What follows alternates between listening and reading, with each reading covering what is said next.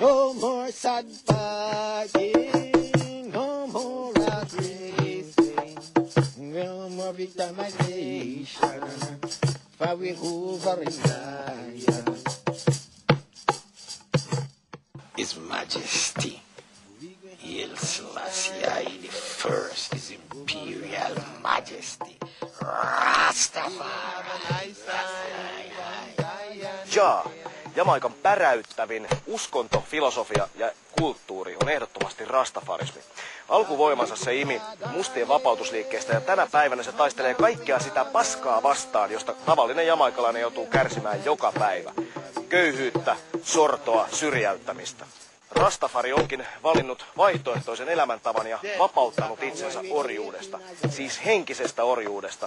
Emancipate yourself from mental slavery. None but ourselves can free our minds, sanoi Bobikin. You will go to school, they will teach you their way, but you'll never come out trying to be your boss. You're looking for a job. So you get a BA, you get a X amount of pay.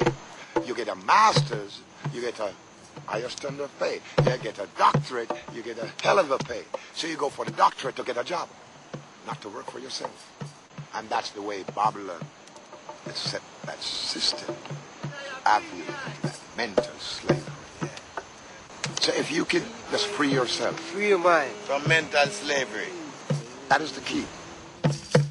We go. Yybereintä pahuutta rastolle edustaa Babylon. Babylon on paitsi se mustia orjuuttanut valkoinen shitsteemi, myös se länsimainen oravanpyörä, jonka rastat ovat onnistuneesti jättäneet taakseen. Siitä hyvästä rastoja vainotaan edelleen ja on vainottu aikaisemminkin erittäin töykeällä tavalla. Vapaa mies on toki Babylonille vaarallinen.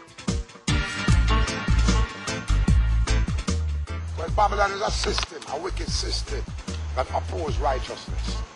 So Babylon is just a group of people, a small or an elite of people should say, or a group, small group, a minority, who decide they must rule the world under their government and their system.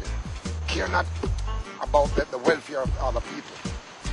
All they care about is their little fat belly. Every day is a holy day. Rastoille jokainen päivä on paitsi pyhä päivä, myös vapaa päivä. Siitä meillä stressaantuneilla surkimuksilla ja Babylonin orjilla olisi aika helvetin paljon opittavaa. Kuten myös siitä, miten rasta suhtautuu itseensä ja ympäröivään maailmaan. Yhtä tietoista väkeä löytää tuskin mistään muualta. Ja olen sentään aika monessa paikassa käynyt. Consciousness, tietoisuutta ja tällaisia järkeily eli reasoning kokoontumisia tarvittaisiin aika paljon enemmän juuri nyt, kun maailma on menossa Wicked Money'n johdolla päin persettä. Leave Babylon, cause Babylon falling. My motto. Once I was blind, but now I can see that the light of the world is just us, I and I. That is Rastafari. Love.